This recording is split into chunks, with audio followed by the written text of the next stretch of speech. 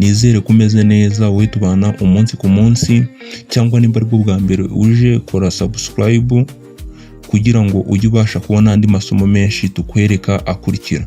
Uyu munsi ngiye kukwigisha uburyo wakeditinga cyangwa se wakora izino effect, zino ama effect ari kuri no foto agezweho cyane. Ni effect ushyira ku ifoto yawe igasa neza. Dore uburyo ifoto yari imeze gutya, nta nyine ubona nta effect iriho, nyine ukabona ni ifoto isanzwe yo muri store. Ariko uyu mukobwa wacu urabona nituyishyiraho ni gutya. Before nuko yari imeze, before, after nuko nguko nayihinduyemo. Ngwino nkwereka uburyo nabikozemo nawe ujye ubasha kwikorera ifoto yawe igasa neza nko kubona iyi ngiyi isa neza mu buryo bworoshye. Reka dutangire rero. Mbere na mbere kabanze nsibe zino layer dutangire. Ubundi ugishyira ifoto yacu muri Photoshop nuko nguko ifunguka gutya. Ubona hano handitse background ku ifoto ya mbere, ubona hariho n'akagufuri. Hano riri ikintu ukora ukishyiramo gutya ifoto yacu. Urabona ni gutya ifoto yacu imeze, irasa neza. Uhita uza hano handitse select, ariko making ashobora ko wafashe ino layer yacu ya mbere, ino select gutya, ugakandaho, warangiza ugatumanuka gatoya ugatuza hano handitse subject. Hano nyine uba ugiye guselectinga umusubject wacu vuba bitagusabye ngo gukoresha ngo ino select tool. Uhita wikoreshereza hano, ihita imuselectinga vuba uri ujya gukoresha ira select tool. Ugategereza, biterwa n'uburyo imashini yawe yihutamo. Urabona imaze guselectinga umuntu wacu, ni gutya imuselecting. Nizere kuri kubibona nta kantu na kamwe iba idafashe gutya, ariko uzanazoominga urebe ko nta kantu na kamwe itafashe. Hano rero urebe ikintu uhita ukora, uhita ukanda, ni shortcut yo ku mashini, uhita ukora Ctrl G gutya, ni nko gukopiya, ariko ugakopiya nyine igahita ka gace. Urabona dufunze nk'ino layer yo hasi iratiza ari PNG ka gace twa selectinze. Urafungura gutya ukamakinga shuwa ko kaje gutya. Hano rero ikintu hano uhita ukora ikindi gikurikiraho. Nizere ko turi kugendana ikintu tumva, unyandikire muri comment umbwire ndaza kukigusobanurira. Hano rero ikintu uhita ukurikizaho hano, uhita uza uba ufite ino effect. Ano ma effect ngaya ni menshi, nge dafite ni menshi. Gusa kurikirana ino video kugera ku musozo, ndakwereka uburyo ubona izi effect, ndakwereka uburyo uri buzibone. Ndabishyira ku musozo y'uburyo uri bubone izi effect. Kurikirana iyi video irangire yose ndahita mbikwereka. None reba hano ikintu uhita ukora hano reba ikintu uhita ukora, ukiyijyaho gutya nyine nayo uba yishyize gutya muri Photoshop yacu, nayo ifite tab yayo.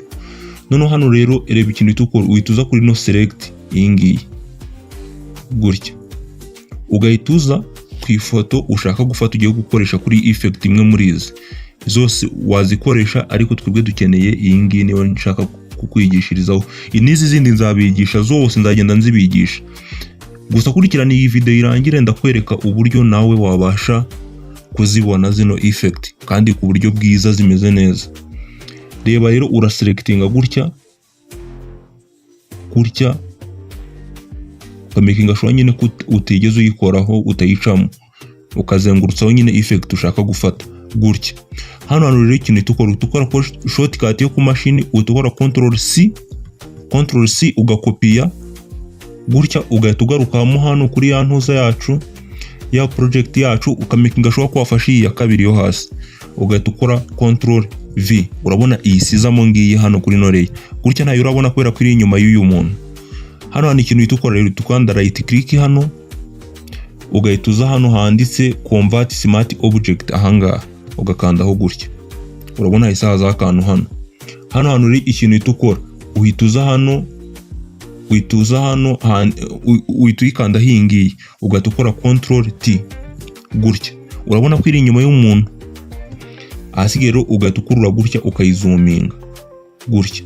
Urabona dore ngiyo snot yacu, effect yacu dore ngiyi, ukagabanya nyine ku buryo iri bujyemo neza nyine nk'umuntu w'umuprofessional, atari ubwa mbere nyine ku buryo umuntu wese ubibonye abona harimo nyine akantu gasa neza karimo creativity.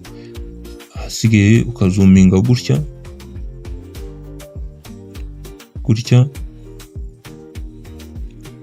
ugakomeza ukazuminga gutya. Nizere ko turi kugenda nta kintu kimwe kiri kugucika. Ikigucika unyandikire muri comment. Urabona gutya irimo neza, ugahita wemeza. Ubona gutya effect yacu irimo neza, nta kantu na kamwe tutashyizemo. Urabona ariko hari ikintu cy'umukara inyuma, kandi iki kintu cy'umukara dukeneye kugikuraho. Hano rero ikintu itukora, uhituza hano handitse nomo, wafashe iyi layer yacu, ugahituza hano handitse nomo, ahangaha ugahitamo screen. Urabona iyi sivaho ariko iriho ubona atari ibintu biriri yonyine bitari ibya nyabyo. Uhituza hano kuri filter gutya, ugahituza hano handitse blue, ugahituza hano handitse gutya, ugakandaho. Urabona nge iyi mibare nashyizemo 26 n'ibice 3. urabona ukuntu ibimeze. Nizere ko turi kugendana. Urabona ihita nyine nk'igabanyirije akantu kameze nka opacity nyine gutya bari sawa. Hano rero ikintu itukora, urabona gutya yagiyeho imeze neza nk'aririyo, ariko dukeneye gushyiramo amabara meza aryoheye amaso nyine atuma umuntu abona ifoto yawe ari nziza tu. Karakantu ira effect isa neza. Uhituza hano ahangaha hano ugakandaho gutya.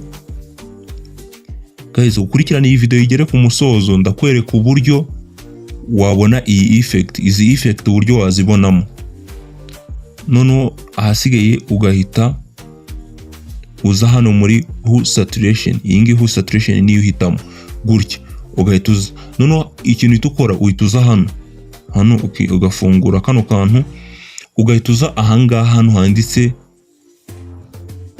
kuraiza gutya. Iyi ngiyi ugahita uyikandaho gutya nayo ukayifungura. Urabona ko ihise ihinduka ya effect yacu. None urangiza hano ukabalancinga amakara, ugahitamo karushaka, ukabanza ugafata ino saturation hano ukayuzuza 100%. Gutya nibwo ibi bipika nyine bitabisa neza. Ukagenda nyine urebamo ibara riryoshye hano, ibara ubona riryoshye niryo uhitamo nka gutya. Ugahita uza hano kuri layer, ukagaruka muri za layer zacu ni gutya. Reba rero uburyo wabasha kubonamo izi effect. Muri description ushobora kubonamo namba yanjye, cyangwa ukajya kuri Google ukandikamo Snot effect. Snot effect batabazizana ari nyinshi, ugahita uyidownloadinga ugahita uyishyiramo hariya Snot effect. Nutabibona ubinyandikire muri comment, ariko hariho na namba zanjye muri description wanyandikiraho, nkaba ngiye nayikohereza kuri WhatsApp. Nahita nyikohereza nkoresheje telefone yanjye mu buryo bworoshye. Nahita nyikohereza nkoresheje telefone yanjye. Nimba rero iyi video igufashije, nyandikira no muri comment kwigufashije, kandi unambwira n'ikindi kintu ubona ubutaha nazakwigisha. Urakoze cyane.